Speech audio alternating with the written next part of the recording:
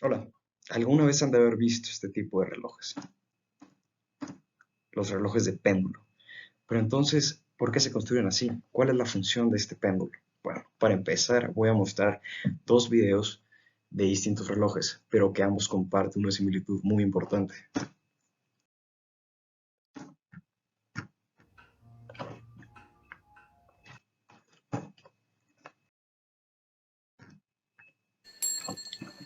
¿Lo ven?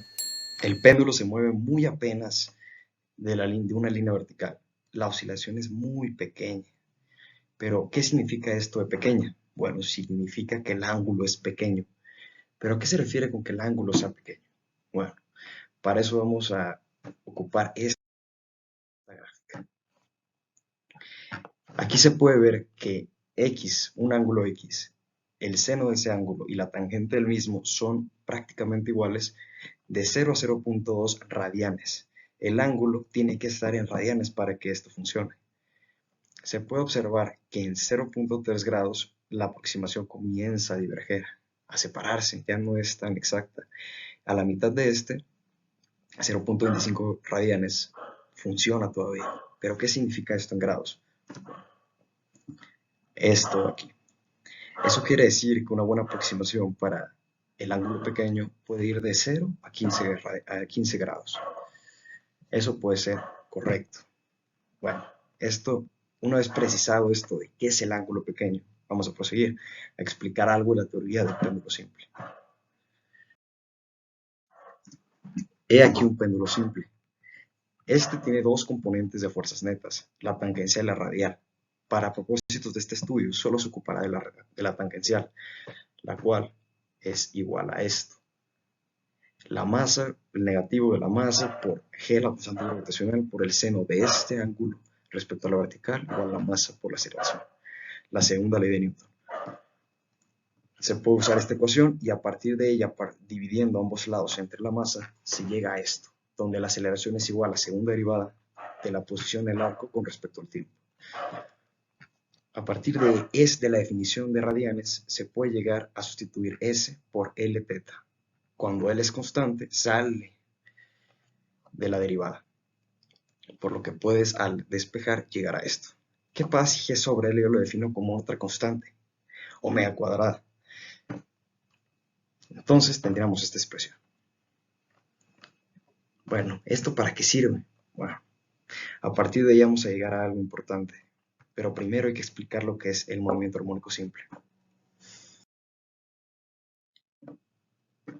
En un movimiento armónico simple, la aceleración es proporcional al negativo del desplazamiento. Entonces, aquí hay que encontrar una función matemática para la posición tal que la segunda derivada sea igual a esto aquí, asimismo multiplicada por menos omega cuadrada.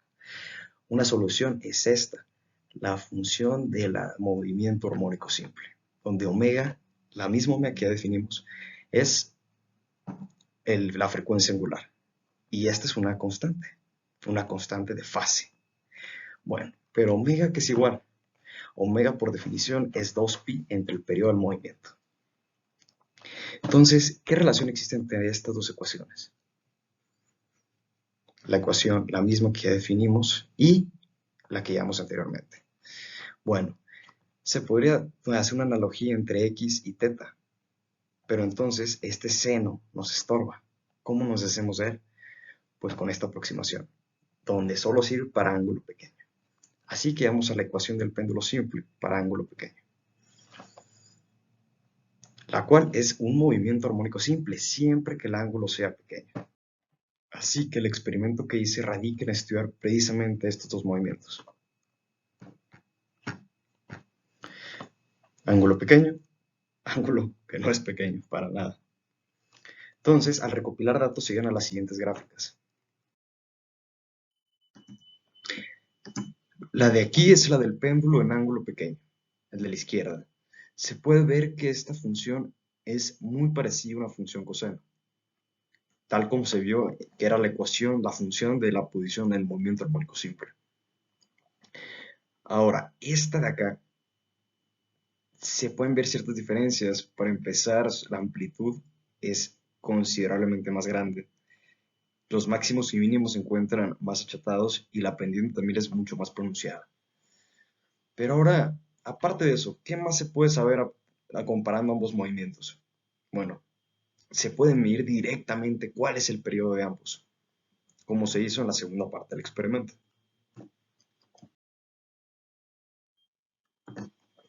Para ángulo pequeño se tomaron 5, 10 y 15 grados, midiendo periodos de 0.95, 0.96 y 0.97 segundos, con incertidumbre de 5 milésimas de segundo. Se puede observar que ya hay una tendencia de incremento entre mayor sea la amplitud, mayor periodo. Si queremos comparar esto con una expresión del movimiento armónico simple, pues tendría que ser con esta, la cual te da el periodo. Observen que el periodo, sustituyendo la medida de la longitud de la cuerda de 0.22 metros en este experimento, se llegó a un periodo aproximado de 0.94 segundos, lo cual no dista mucho de estas medidas. Ahora, ¿qué pasa con la oscilación que se aleja mucho de la vertical? Bueno, para 50 y 65 grados se tuvieron periodos de 1.05 y 1.15 segundos, lo cual ya es bastante más lejano que esto. Ahora también observen algo importante. Esta expresión me dice que cualquier péndulo de esta longitud va a tener un periodo aproximado a este, lo cual no se puede decir de ambas medidas, de 50 y 65 grados, ya que son oscilaciones grandes. Si se quisiera medir analíticamente, así como en el primer caso, en este, el periodo del movimiento en oscilaciones grandes, no se puede usar esta expresión, ya que es de movimiento armónico simple y este, como se vio, ya no lo es. Entonces se tiene que resolver ciertas integrales elípticas cuya solución es la siguiente, donde el periodo se encuentra en función del ángulo y este es el periodo del movimiento armónico simple. Su simplificación es la de aquí, lo cual es bastante más complicado que esto acá. Lo bueno es que podemos hacer experimentos y así conocer el comportamiento de los movimientos. La belleza de que es mecánica es que podemos observarlo, podemos tener contacto de primera mano con ella. Ahora, retomando en los relojes, ¿por qué se mueven de esa manera? Precisamente para que su movimiento sea armónico simple y así el periodo se mantenga constante para un péndulo de la misma longitud a cualquier amplitud pequeña. Sin embargo, un personaje llamado Christian Huygens, un físico matemático, considerado por muchos uno de los mejores relojeros de la historia, que diseñó un péndulo poniendo una restricción a ambos lados, de manera que al oscilar describió una curva llamada cicloide, dando origen al péndulo cicloidal, en donde el periodo se mantiene constante sin importar la amplitud. Es por eso que Christian Huygens se le conoce como el padre del péndulo moderno, del reloj de péndulo moderno. Bueno, eso sería todo. Hasta luego.